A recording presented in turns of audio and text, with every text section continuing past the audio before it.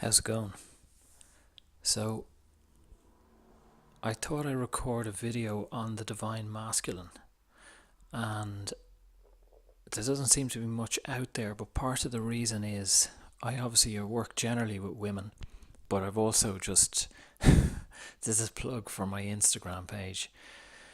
I think it's called spontaneous_evolution. So, recently in joining Instagram, I noticed because I'm not really on Facebook, I haven't been on Instagram before. So I noticed there's a lot of feminine web pages and Instagram accounts, and encouraging the divine feminine and queen energy or higher women, female energy, and how to nurture all this lovely stuff. Don't have any issue with that. I love it, but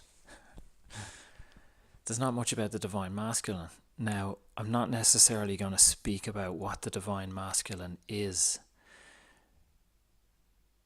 You can find that online. There's traits or characteristics of how to recognize the divine masculine or the divine feminine. I'm not really interested in that. I just want to point out a few things that I notice of late and that I'm aware of. We all contain and we all hold divine masculine and divine feminine, and we move between our higher and lower selves. So it's only the ego that will say, he or she's in her divine feminine, or he's in his divine masculine. I can be at times. I can be a total asshole at times as well. So we have our moments, we have our moods, hungry, angry, lonely, tired, all these little things that can kind of bring us down. We have days where we're just triggered or pissed off. So I suggest, first of all, not put people on a pedestal. We all have our moments, and we can emanate that higher energy, and hopefully more and more as we continue to, well, as I do, continue to teach and to preach shadow work and work on reintegrating all our addictions and our pain and our depression and rage and anger and impatience and all that lovely stuff. As we bring that home, we move higher. Now, the fear of the ego is, as we bring that stuff in, that it will expand and grow, and that doesn't happen. So if we integrate our addict or the angry child or angry man within me, the ego thinks that, I'm going to become more angry, and I'm going to maybe be aggressive, or maybe be violent or dangerous. What actually happens is it settles. We're bringing home a piece of ourselves. We're reintegrating a piece of our soul into our heart, into our whole spirit, our whole soul being. So we settle down. And there's positive motion, I suppose, associated with, say, anger or any of these energies, because it's empowering. Anger is purposeful. It can help us to get things done, assert ourselves, move forward. Obviously, it can also be destructive, it can be violent, and so on. So with each of these lower frequencies and pieces that return to us, as we integrate it, we gain, there's a diamond in there. There's a piece of growth and higher movement, which helps us move more into our divine masculine or divine feminine. But this is the point of this whole video that I'm finally getting to. With all these lovely accounts and beautiful women and promoting the divine feminine and mother energy and mother earth, what I've noticed is these wonderful women, now obviously not all of them, can promote this higher feminine energy. Women often women are seeking the divine masculine. Women want higher men. Because women are more aware of this than men. Men are more lost in power and money and sex. Instinctively, some of them know there's something more, and they're looking for some woman who won't take their bullshit, and who can not be the boss, but who's just in that higher energy. That's what they seek. And women seek that too. But here's the catch. If you're a woman and you're seeking to be in your divine feminine, and if you're looking for a higher man, keep this in mind. This energy will blast out the pockets of your insecurity, of your manipulation, of your tantrums, of all the lower feminine stuff that still dwells within you. Because as much as we like to think, oh, I've moved into my divine masculine, all that lower stuff is gone now. I've moved into my divine feminine. I'm a queen. There's still pockets. There's plenty of unresolved stuff. You know, the dysfunctional relationships, your relationship with your parents, with your neighbours, with your exes, all that you drew in the past. So any violent partners or manipulative partners or aggressive partners or any of that stuff, there's chances are, even though that's in the past, some of that energy will still be presented to be worked through, to be reintegrated. So you drew that energy in to teach you, to learn from it. And often what we do is we cut the person off and we run away. We love to draw that line and go, oh, well, they're separate from me. They're really sick. I'm so divine feminine. I'm so enlightened. I decided to cut off all these sick fuckers. I'm going to live in the clouds. There's still pockets of that within us. And I'm going to read you a little quote.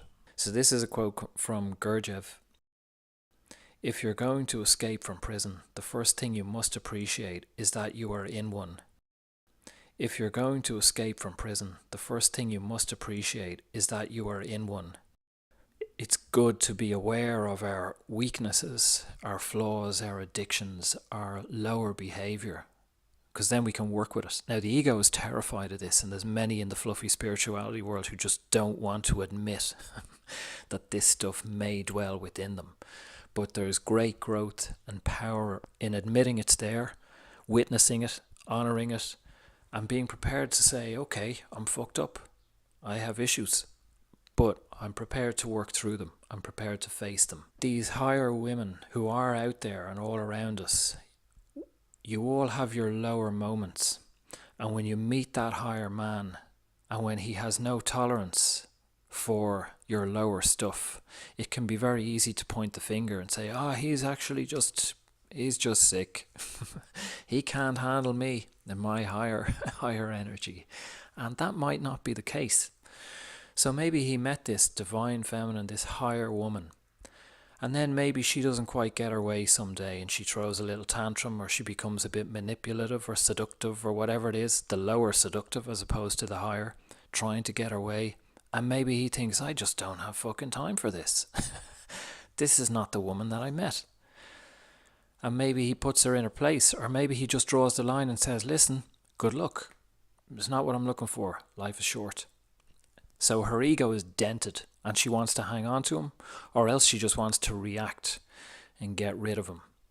Now my point is that you have a responsibility, all of us do, as we move towards divine masculine and divine feminine. So this goes for both sexes. We have a responsibility to our own sex. Now, regardless to ourselves, obviously we have a responsibility to ourselves, but we represent our own sex. And we have a responsibility to the other sex. So if you're looking for divine men out there, you've got to move into and honour your divine feminine. And you've got to look at and address and make peace with all the lower feminine stuff that will come up within you, that kicks up, that reacts, that throws the tantrum, or whatever it is, that's moody, or that's... Now, it's okay, women have more of a flowing emotional energy. That's beautiful. That's allowed. That's okay. But you also know that women also have a destructive, controlling, manipulative energy as well. And I've seen this, and I've encountered it with myself at times, and it's been testing for me.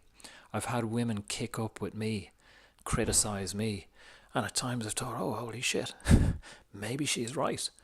And then through moments of my own introspection and meditation and guidance, I've been centered and I've realized, no, I feel totally at ease and totally at peace with, my behavior or what I've said or who I am. She's challenged by that. It's good for all of us, and I say this for myself as well, is that as I move into my own divine masculine, there still is pockets of my lower masculine within me, and I can be surprised from the most unexpected places or people who can just open that pocket. And it can be easier for me to look at them and think, oh, she's gone into her lower feminine, but maybe she hasn't.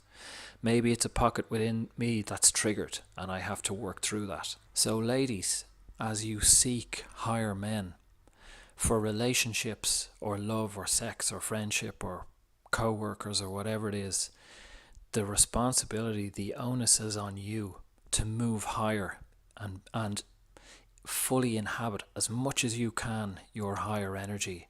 That if you're emanating and projecting out that lower stuff, you're pushing men in the wrong direction. It's not going to help you ultimately or your sex. And the same for men. If you're looking for that higher energy and looking for higher women, going to the lower games, sexual games or manipulation or whatever it is, both sexes toy with each other and both sexes are guilty. We want to feel wanted, we want to feel loved, we want to feel good. It's all fucking feeding, it's all feelings. But as we can move beyond that, we're challenging ourselves and we're challenging the opposite sex to meet me in a higher place.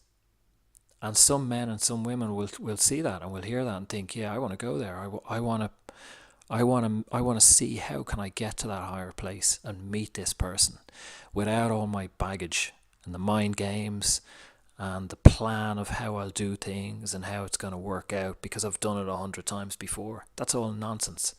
It's to be open, vulnerable and not know. Go into the unknown. Maybe get your heart broken. That's the risk. I think ultimately our intention, how pure is our intention? So if you're in a relationship or if you're a woman with a man or a man with a woman or a woman with a woman or a man with a carrot or whatever the 57 genders that you may be interacting with, to be aware of your intention. That's why a lot of my work is around self-observation and meditation and just being conscious, being aware what's going through, to be aware of your intention with this person. Once our intention is pure and honest, I think we're on the right path. So if you fuck up and if you do descend into your lower masculine or feminine and you're manipulative or whatever, shit happens. It's okay. I don't mean it's okay as in, hey, keep doing it. I mean, it's okay to make mistakes. It's okay to have learning experiences. So to be gentle with yourself, chalk it up to experience. We don't have to live on edge, constantly thinking, what does the divine feminine do? What does the divine feminine do? What does the divine feminine do? What am I supposed to do here? We move into the flow of that energy as we clear our own lower energy. That's the whole point. Clearing the lower stuff allows the space and presence for the higher stuff just to come through us. We're just the conduit.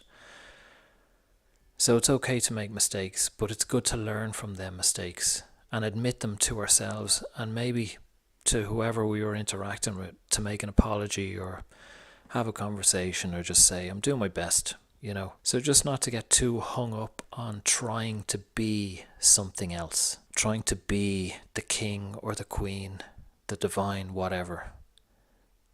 Be authentic, be genuine. And if that means you have to fall apart, well then fall apart and honour that, be present with that. That's where a queen and a king comes from. It's someone who has fallen apart, who's had the honesty and openness to allow themselves to go through that and grown through that experience. It's not a performance, it's not an act of trying to be all regal and all enlightened or ascended or any of that nonsense. Be authentic, be genuine, be open and honest with yourself and allow these things to flow through. Anyway, thanks for listening. Yeah, you have to, after listening to this, you have to follow me now on Instagram, spontaneous_evolution. And I'll put a link below, a link for my newsletter, and enjoy your day. Thanks, bye.